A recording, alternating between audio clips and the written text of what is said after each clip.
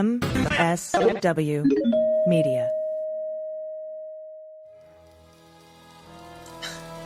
So yeah, now it's clean up on aisle 45 time. And for a long while yet, it is going to be clean up on aisle 45. Hey, everybody. Welcome to episode 255 of Clean Up on Aisle 45. It's Wednesday, December 10th, 2025. I'm Allison Gill. Hey, G, what's up? It's Harry Dunn. All right, as usual, we have a lot to cover today, including, check this out, the pardoned January 6th rioter, Taylor Taranto, wandering around Jamie Raskin's neighborhood, alarming prosecutors, plus Judge Boardberg surprisingly reversing course. This was surprising to me. He reversed course on blocking pardoned insurrectionists from getting refunds on their restitution. Yeah. And this is a pretty narrow thing. I don't think it's going to count for everybody, hopefully at least. Yeah. And Trump is trying to weasel his way out of the civil lawsuit filed against him for his role in the attack on the Capitol. This lawsuit survived all the early motions to dismiss, 12B motions to dismiss, but he's still trying to get out of it. And we're going to talk about that. And we're starting to get some discovery in the Smartmatic Fox News defamation suit. It's like a $1.6 billion lawsuit, I think. Yeah. And we have a little Pillow Man update for you. But first, we need to thank patrons. We have new patrons to thank, Jessica Blank and Charlotte Schweniger. And then for our Hall of Fame patrons, Cliff Cash. Please don't read this on the pod. We don't need a call out. Thanks for what you do. Greg Kreimer, skintwalletsusa.com wants your butt to look great. It's the perfect stocking stuffer, too. I'm telling you, whatever you put as your name. We're going to read it. We're going to read it. Charles Jones, Jana Highsmith, Joey Merck, The Future is Not Looking Bright, and Mr. Half Speed. Thank you all so very much. Thank you. Couldn't do it without you. Harry, let's kick this off with a recent House Homeland Security Committee hearing about violence against law enforcement, which included testimony from our good friend Danny Hodges. Everybody remembers Daniel from being the officer who got stuck and smashed in that door, like the reverse part of that door. And he got his helmet snatched off. He was bleeding, and he was being crushed in that door. And he testified. You were there. Tell us about this hearing. Sure. Yeah. Daniel's the perfect person, I believe, to speak up. You know, we all got stories and everything, but Daniel's very good at the way he articulates, and he's a wordsmith. So if y'all have the ability to follow him on, I think it's on Substack. Not Substack, Blue Sky, Semper, Semper, Ray, or WR, something like that. I don't know. Check him out. Semper Rai, WRY. Semper Rai. And yes, Rai, that makes sense. There you go, Semper Rai. But he's great. But at this hearing, it was a Homeland Security hearing to highlight the violence against law enforcement and how rhetoric inflames it and blah, blah, blah, blah, blah, which I couldn't agree with more. It's great that we acknowledge and law enforcement should not be targeted and should not be put in harm's way when they're just out there trying to do their job. The problem is this group, a lot of this group of law enforcement, the rhetoric that they're referring to is people calling them Nazi patrols and Gestapo and all this stuff. And the Republicans are saying that that's leading to the increased assaults and attacks on law enforcement. But we're just supposed to disregard the fact that they are out there with no regard for the law. They're running around, running people over with their cars. And I'm talking specifically about ICE right now, ICE and federal agents that are walking around masked, not identifying themselves, doing everything except the slogan of law enforcement, protecting and serving. They are out there just being hyper and ultra aggressive under the authority of Donald Trump, who told law enforcement, do whatever the hell you want to do. So this hearing was to highlight the violence and the increased threats that law enforcement is receiving. However, the Republican side, the problem that bothers me, AG, with this whole thing is, sure, let's talk about no law enforcement should ever be attacked in point blank, period. But let's stop Republican clutching their pearls when we bring up officers getting their ass kicked on January 6th. And let's be honest, most of these ICE assaults are made up. They're bullshit. They're lying. and the video exonerates everybody, and they can't get grand juries to indict one, two, three times. Then when they bring a misdemeanor, they can't get an acquittal, or they can't get a conviction. They end in acquittals, or the Department of Justice ends up dropping the case because they realize that they don't have any evidence. This is all bullshit. Yeah. They talk about a 800% increase in assaults on ICE. No, it's like 800% you're crying more about nothing. Insert sandwich guy, Sean Dunn. Like they that was their poster child for assaulting law enforcement. Now it was like you said, meanwhile, 140 officers assaulted for real on January 6th. And so subsequently, glad Danny Hodges was there. Exactly. And subsequently pardoned. But, I could go on and on talking about this. But the main thing is just the hypocrisy. Sure, we can all acknowledge that assaults on law enforcement should not be accepted, tolerated, celebrated. They shouldn't be. They should not be. But let's stop clutching our lying about being exactly. assaulted. I mean, especially when it's the Congresswoman. We've covered this on the show. LaMonica McIver. They're talking about she's an assailant. And we all watched the video. That's their definition of assault. Give me a break. But it was just happy to be there supporting my friend Danny above all. And also like the January 6th plaque.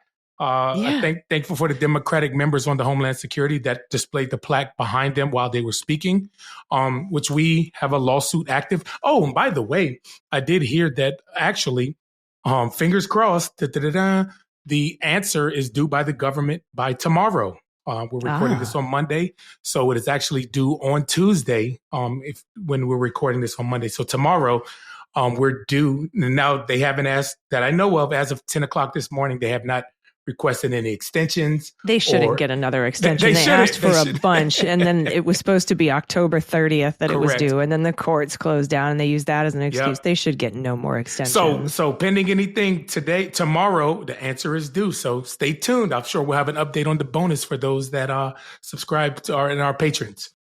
Yeah, we sure will. Also this week, as you said in the intro there, Judge Boasberg, chief judge on the D.C. Circuit, or the D.C. District Court, ordered 2 January 6 defendants pardoned by Trump to be refunded in full for their restitution payments made in fines incurred as part of their earlier crimes against the Capitol as insurrectionists. It was a reversal from just months earlier when Boasberg rejected their bid for repayment. Boasberg used a memo order Wednesday to outline the fairly complex case history for Cynthia Ballinger and her husband, Christopher Price, both of whom had been tried and convicted on misdemeanor charges in connection with the events of January 6th, and ordered to pay hundreds in restitution and fees. But I don't think this will impact too many cases, Harry. It says, quote, by itself, defendants' pardon therefore cannot unlock the retroactive return of their payments that they ask for here. But he said, instead, the reversal hinges on the fact that both of their cases were pending before the appeals courts when Trump granted their pardon, thereby mooting their appeals and causing their convictions to be vacated completely by the higher court. So this, I don't think, counts for anybody whose appeals have been exhausted or who weren't pending appeal when the pardons came down, just for these types of situations.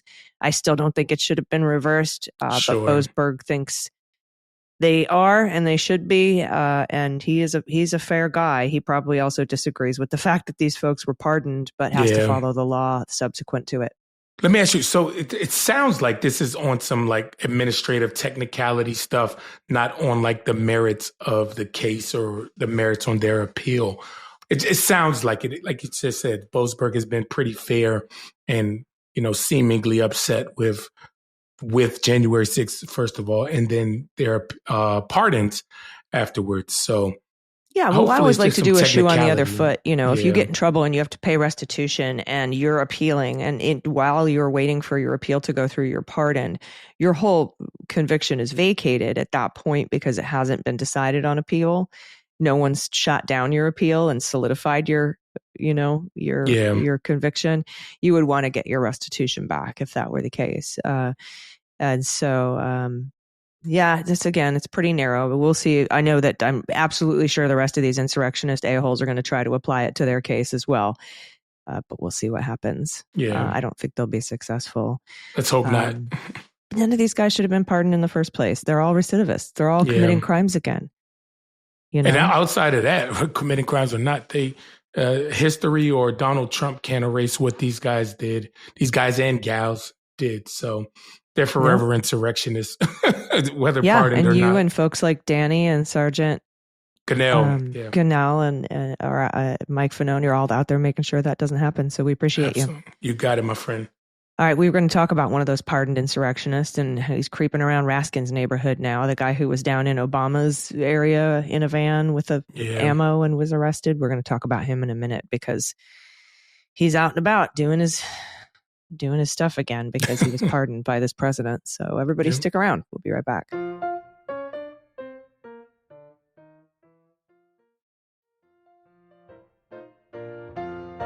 All right, everybody, welcome back. Now, this story is wild, but it's scary when you think about it. But Politico reported this week that a man pardoned by Donald Trump for his role on the January 6th attack at the Capitol returned to Washington, D.C. in recent days and has been wandering the neighborhood of one Democratic Representative, Jamie Raskin, alarming the police and prosecutors who urged the judge to immediately jail him. That's right. U.S. District Judge Carl Nichols, who convicted Taylor Taranto at a bench trial this year for a threat to federal buildings and for bringing weapons to President Barack Obama's D.C. neighborhood, did not immediately order him back to prison, though, but said he would weigh the request over the next few weeks. That doesn't seem safe. He ordered Taranto at the court hearing Thursday to return immediately to your home in Washington state. If this guy's off his rocker and running around with vans full of ammunition going after people, you think you can just be like, you go home right now and think about what you've done for the holidays. That's what it sounds like. Go home and think about what you've done. Taranto is the latest January 6th defendant pardoned by Trump to face new legal trouble. Like we said, recidivism. He drew national headlines when he was arrested in 2023, shortly after live streaming a threat to blow up the National Institute of Standards and Technology and entered a Maryland elementary school while live streaming. He live streamed apparent threats to Jamie Raskin, a Democrat from Maryland. He was arrested after authorities found him with weapons in Obama's Colorama neighborhood a day after Donald Trump posted the address on Truth Social. Yeah, so we get a little help from Donald Trump there. Taranto spent 2 years in jail while awaiting trial. Carl Nichols convicted Taranto earlier this year for the weapons and threats, but spared him additional jail time, instead imposing supervised release, requiring routine check-ins with a probation officer. But that could change soon.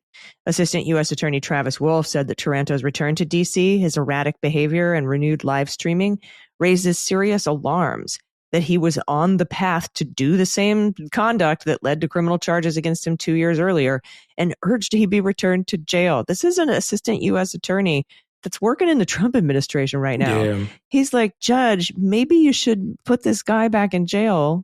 I don't know. Yeah. And like you just said, this is a U.S. attorney from the Trump administration.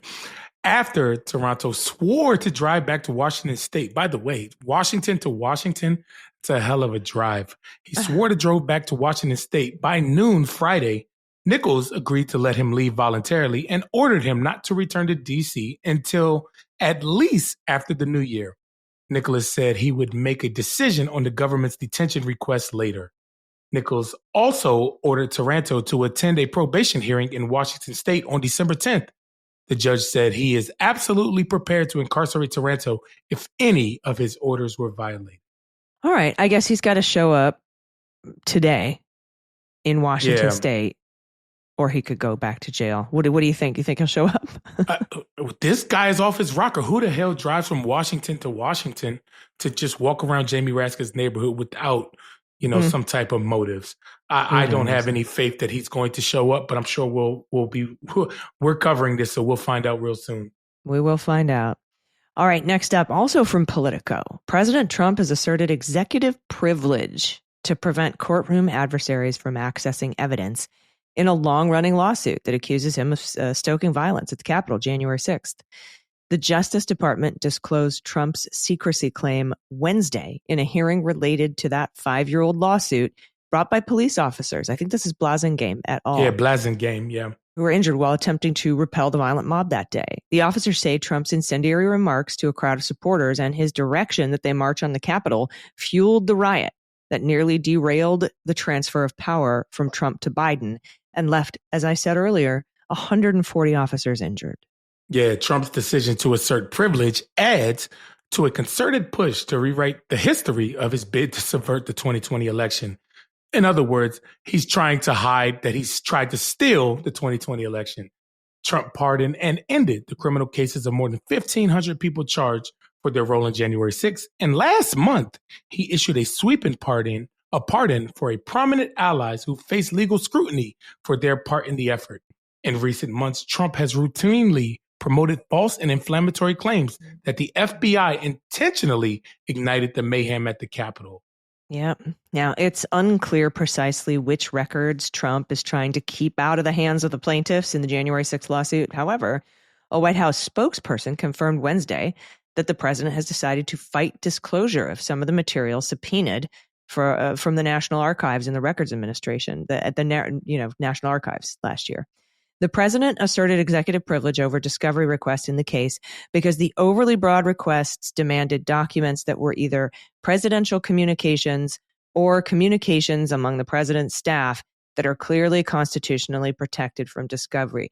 No, they're not. Not if you are a campaign person running for office. You are not covered by executive privilege, you stupid mofo. They've argued this in court before and they'll lose it again, I think. But that's the spokesperson, Abigail Jackson, in a statement.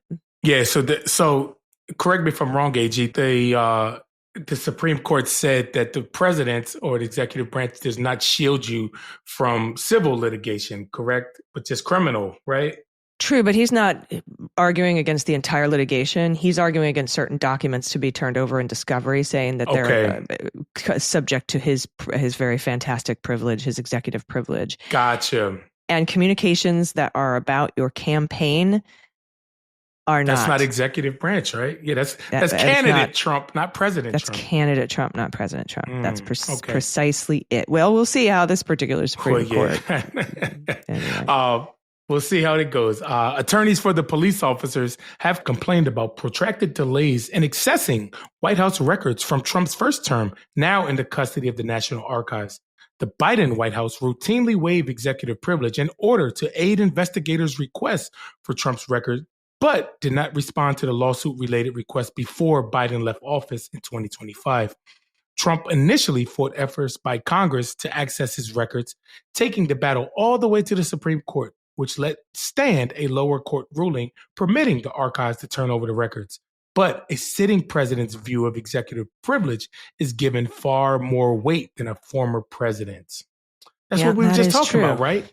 That is true. I mean, because, if you're no longer the president, you don't have the privilege. He does now. He may be able to just say, because I'm the president, I decide. So I don't know. We'll see how it goes. That is that part of that whole unitary executive thing, right? Where he just, just like Biden had the power and the privilege was his of whether to turn these records over or not. Sure. Biden should have given those over to this group of police officers before he left office. Yeah. All right. Next up. We're still talking about this because there was a hearing on Wednesday in this case. And by the way, the judge on this case is Judge Amit Mehta. But in a hearing a week ago, Justice Department Attorney Alexander Haas says he did not have any details about the volume of records Trump is seeking to withhold or whether a log of those items had been prepared. Haas said he would share those details with the court in a report next week, but the Department of Justice lawyer did confirm that Trump is fighting some of the plaintiff's requests. My understanding, quote, he says, is that the review is complete. My understanding is some portion of the records the president has asserted privilege over. Yeah, the contours of the year-old subpoena are public. It seeks records about a rally Trump spoke at on the Ellipse on January 6th, all documents or other communications about efforts to get defendant Trump to issue statements regarding violence that day, records about the potential for the violence that day, communications about alleged election fraud, the certification of electors, as well as any strategy to overturn the result of the November 2020 presidential election. They want all of it, and they should get it. Yeah, they might have a harder time getting the communications about election fraud and stuff like that because he's got the privilege right now. He's in charge of that. But in response to the lawsuit from the police officers and other suits, including one from Democratic lawmakers, that's a Swalwell et al., Trump claimed he was immune from liability because he was speaking and acting in his official capacity as president on January 6th. He was not. He was not. This is what I'm talking about. He was speaking as candidate Trump. His lawyers have also argued that his statements at the ellipse were protected by the First Amendment and can't result in liability. Also untrue.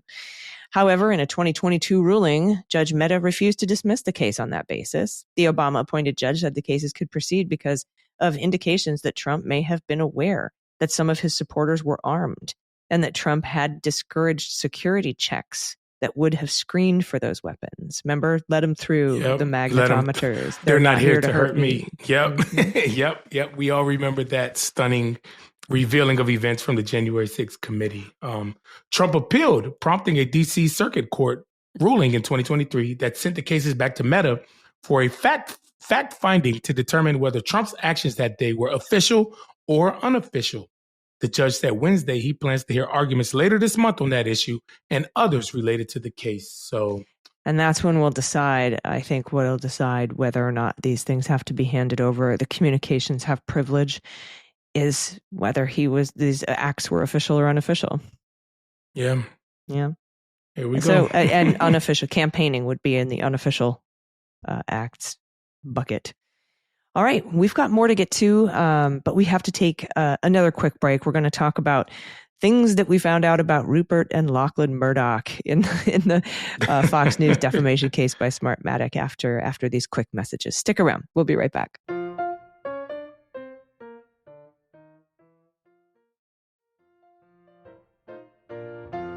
All right, everybody, welcome back. Next up, from The Guardian, Rupert and Lachlan Murdoch authorized a plan for Fox News to embrace Donald Trump's false claims of election fraud in 2020 in an attempt to win back viewers angry with the network.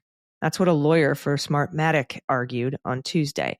So now we've got, I know, big surprise, everybody. Fox News, who's being sued for lying, approved the lies.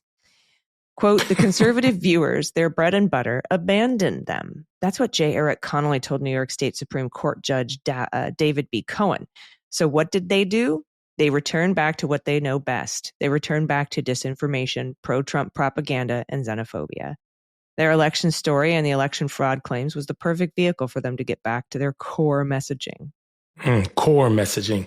During oral arguments in a Manhattan courtroom on Tuesday afternoon, both sides pleaded with the judge to decide key aspects of the case. Smartmatic's $2.7 billion defamation. Oh, I was wrong. Yeah. I thought it was $1.6 billion. It's $2.7 billion. You were off by a whole $1.1 billion.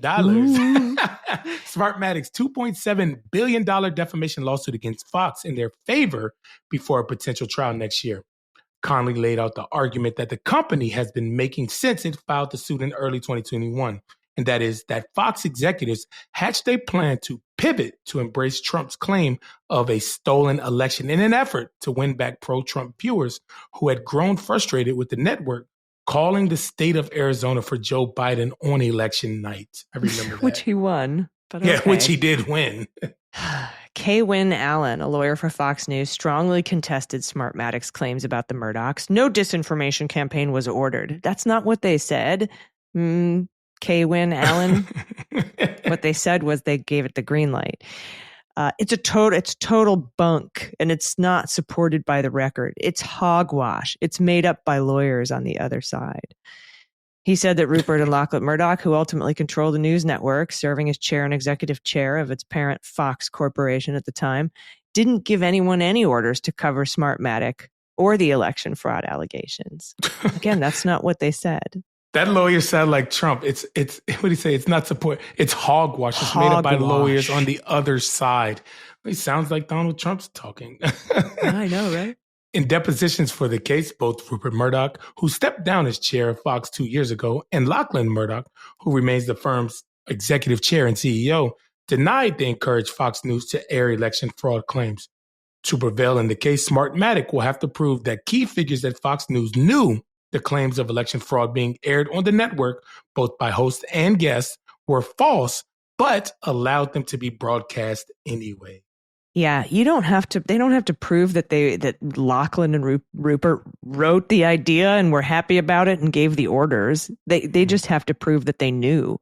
that it was false, and that they let it happen anyway, didn't stop it. So to help make their case for summary judgment, that's like to get a judgment before you go to trial, Smartmatic littered its motions with examples of Fox employees expressing doubt about the fraud claims and talking dismissively about two figures who made many of the comments at issue, lawyer Rudy Giuliani and lawyer Sidney Powell. In those motions, Smartmatic included internal communications showing that several Fox hosts, including Janine Pirro, Box of Wine, and Maria Bartiromo, expressed a desire to help Trump. Allen spent much of his 45-minute presentation arguing that Smartmatic has wildly inflated its value and made up improbable estimates of how much money it lost and will lose in the future because of Fox's broadcast. Oh, so not that you're innocent or did anything wrong. It's just that you don't think it's worth that much. Fox has long argued that its hosts were merely discussing newsworthy allegations made by then associates of the president, not endorsing those allegations or repeating them out of a desire to harm Smartmatic's business. This suit really isn't about Fox's coverage of the 2020 election, Allen said. It's about Smartmatic's attempt to seize on the comments made by the president's lawyers to salvage its financial livelihood. So they are saying it's a money grab, AG. There's no validity. It's a money grab. Yeah, tell it to Dominion and why you agreed to pay $787 million. While Smartmatic asked the judge to make several pretrial rulings in its favor, the company has said and reiterated on Tuesday that it should be up to a jury to decide how much money the company should receive in damages. Cohen did not give any indications about which way he's leaning, but told Smartmatic's lawyers it would be a hard sell for him to grant summary judgment on the legal standard known as actual malice, which would mean he was convicted, which would mean he's convinced that Fox personnel knew the election claims were false or had reason to believe they were very likely to be false. So usually what we see in these Fox News cases is that they let a jury do actual malice, but find that there was defamation. But I can't remember if in the original one with Dominion, whether the judge actually found that there was actual malice and the jury was just going to figure out what the damages were. That's what I was going to ask you. Don't juries decide on the damage amount, or is it okay? Yeah, but sometimes they also, if you don't get a summary judgment for actual malice, they have to decide. The jury also has to determine if actual malice happened. Okay. Okay. So a lot of work for these jurors right here. The judge said he planned to review all of the television broadcasts at issue in the case before issuing rulings.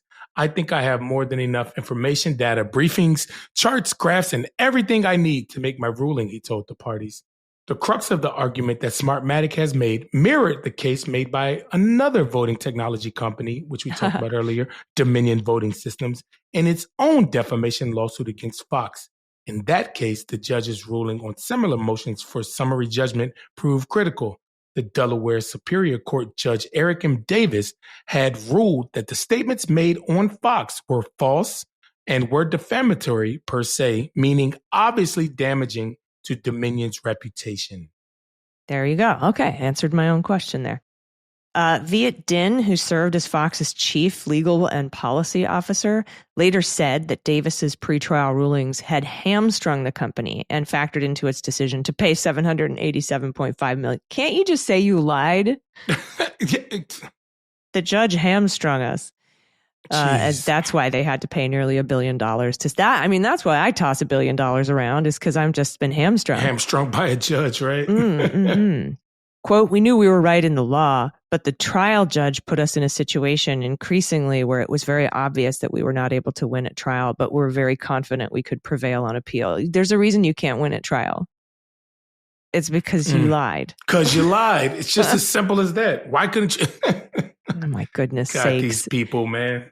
It's always the judge's fault when they do something wrong, unless they win, and then it's because they're awesome. Yeah. Blame the judge. It's the judge's fault if I lose, and if I win, it's because I'm It's because awesome. of me. God, stupid. It's same with elections, right? I mean, that's the go-to. We're going to keep an eye on this lawsuit. So we'll have updates as it unfolds. But we do have a little bit of Mike Lindell news, and I think we got a little bit of breaking ProPublica news as well. So we just have a couple more things to get to, but we have to take one more final break. So everybody stick around. We'll be right back.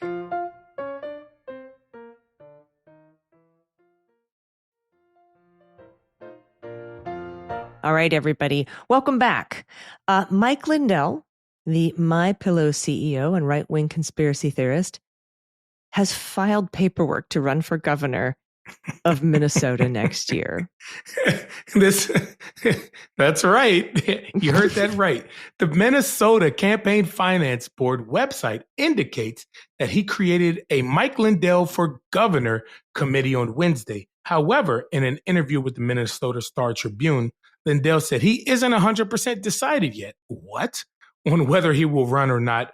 And he'll make an announcement next week. Okay. All right. Now, Lindell, who many Americans recognize from appearing in his MyPillow ads, is a notorious 2020 election denier and supported Trump's efforts to overturn the results that year. He's championed the lie that voting machines flipped millions of votes from Trump to Joe Biden and bankrolled a cyber symposium to promote his false conspiracy theories. I remember seeing a clip from that cyber symposium where there was a guy showing data and then he got a phone call and he's like, "That's my lawyer. I got to go," and then failed. He was also linked to an allegedly criminal scheme to breach election systems in Colorado in an attempt to prove massive fraud. Still looking for that fraud, pillow man. If Lindell runs and secures the Republican nomination, he would face off against incumbent Governor Tim Walz, coach, the Democratic vice presidential nominee in 2024, who announced in September that he is running for a third term. Good luck to you, Governor Walz. Lindell's path to the Republican nomination is far from guaranteed. There are already other prominent GOP candidates vying to challenge Walz next year, including the party's 2022 nominee and the current state house speaker. Yep. Pillow Man is still facing defamation lawsuits from Dominion Voting Systems and Smartmatic, two of the voting technology companies he falsely accused of manipulating the 2020 outcome. Dude doesn't have any money left. He'll probably just be suing for like old pillows. A federal judge recently ruled that he defamed Smartmatic, but a jury will decide potential damages. Earlier, a federal jury found Lindell liable for defaming a former Dominion executive and ordered Lindell to pay like $2.3 million in damages. Despite all these legal troubles, Lindell still regularly promotes false conspiracy theories about the 2020 election results on his social media platforms. I mean, like it was pretty astounding to see Dan Bongino have to admit that he made up all those conspiracy theories about January 6th being an inside job and the pipe bomber being an anti-Trump guy. And he's like, I used to get paid for my opinions, but now because I work for the FBI, I do. Yes, did you see that crap? Like, are you telling me that? So he's basically admitting he just lied to everybody's face and got a bunch of money for it because he was able to do it on podcasting. Yeah, man. Unbelievable. Have you ever tried one of them MyPillows? Now, listen, no judgment, because before, he went all MAGA and before Donald Trump existed, he was doing MyPillows for a long time. And I would see the ads and I was always intrigued. Oh, does anybody have a MyPillow? Can anybody give a review? We did this whole thing on the Daily Beans where, like, I think Helix was offering 2 free pillows with every mattress to exchange your MyPillow pillows if you had them. I never tried a MyPillow. Somebody actually got a Helix mattress because they had a Trump mattress. We did a swap for them. Oh, but I don't know anybody who's actually. I don't know people that have MyPillows either. No judgment, because look, this was way before he was around selling. Right, it's like a Tesla, right? Like I got it before I knew he was crazy. I see those bumper stickers everywhere. Absolutely. Curious. Drop it in the comments if anybody has had one. Drop. Let me know what you think. Yeah, for real. All right. So one more thing. You know how the Trump administration is targeting Democrats for mortgage fraud, saying that folks like Lisa Cook from the Federal Reserve Board or Senator Adam Schiff, Representative Swalwell, and New York Attorney General Letitia James have all defrauded banks by having multiple homes as primary residences or second homes when they're allegedly investment properties? Well, check this out. ProPublica is reporting that Trump himself has done the same thing he's accusing others of doing. No. I'm not surprised there. Yeah, and let's be clear. There's actually evidence to the contrary that these folks and that he and Bill Pulte are going after, Tish James and everybody. There's evidence to the contrary that they did not actually break the law. They couldn't even re-indict Tish James a second time. They're thinking of going back a third time. I've dared them to. Go for it. The others haven't even been brought up on charges. Prosecutors have resigned, saying there's no crimes here. But in Donald Trump's case, according to ProPublica, in 1993, Trump signed a mortgage for a Bermuda-style home in Palm Beach, Florida, pledging it would be his principal residence. 7 weeks later, he got another mortgage for a 7-bedroom, marble-floored neighboring property, attesting that it too would be his principal residence. But in reality, Trump, then a New Yorker, does not appear to have ever lived in either home, let alone used them as a principal residence. Instead, the 2 houses, which are next to the historic Mar-a-Lago estate, were used as investment properties and rented out. And that's according to contemporaneous news accounts and an interview with his longtime real estate agent. Exactly the sort of scenario his administration has pointed to as evidence of fraud against Democrats. What do they say? Every accusation is a confession. Isn't that what it says? In response to the questions, a White House spokesperson told ProPublica, "You're lying." No, okay, they really did say that. But they said President Trump's 2 mortgages you are referencing are from the same lender. There was no defraudation. And it is illogical to believe that the same lender would agree to defraud itself. The spokesperson added, this is yet another desperate attempt by the left-wing media to disparage Trump with these false allegations, and said Donald Trump never has or will break the law. I don't get the defrauded itself with the banks, because the banks didn't ask for the loan and lie and say they were going to live there. Donald Trump did. Yeah. So who cares if they're both at the same bank? That means you just defrauded them twice. The bank's not defrauding itself because you lied to it. I don't even understand the logic, but it's way past statute of limitations. Nobody's going to go to jail for this. He also did this with the Seven Springs estate easement, tax easement, conservation easement, right? If you didn't, you get a conservation easement if you don't live on the property and you don't develop it. But they used it. And so that was defrauding tax as well. And Nassau County, the Westchester district attorney in New York actually looked into that, but no charges were ever filed. So I'm not sure what ended up happening. I'll have to call my friend Mimi Roca and ask her. But yeah, I mean, you're right. Every accusation is a confession. It's just, it's good to know. It's good to have these little tidbits of information in your pocket for when, one of your weird MAGA relatives is like, that Eric Swalwell committed mortgage fraud. Well, no, actually he didn't, but guess who did? Who did? And ProPublica in their article actually shows pictures of advertisements back from 1993 for management companies renting out those properties that Donald Trump said he was using as his primary residence. And the bank, you think after you buy 2 or 3 or 4 houses, they can't all be your primary residence. Exactly. One would think so, right? Well, when banks do favors for billionaires so that they don't lose their business. Mm-hmm. So that's, I think, probably just as much the bank's problem, the bank's fault. All right, everybody, thank you so much for listening. Thanks to all of our new patrons. If you want to become a patron and support what we do, that would be rad. You can do that by going to patreon.com/aisle45pod, which is AISLE, the number 45 and POD. And we'll see you later this week on the bonus episode. Do you have any final thoughts, my friend? No, everybody. Hope you have a great week.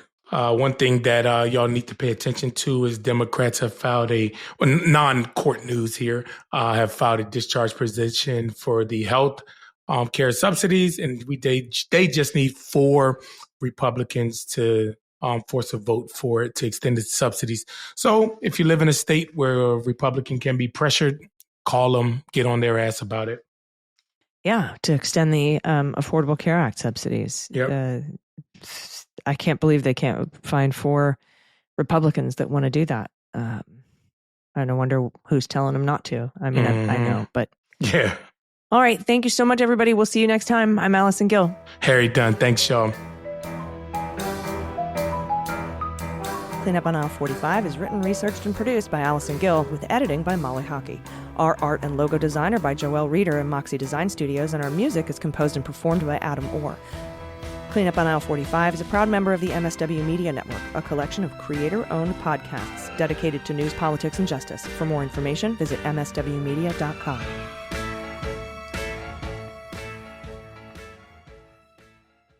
MSW Media.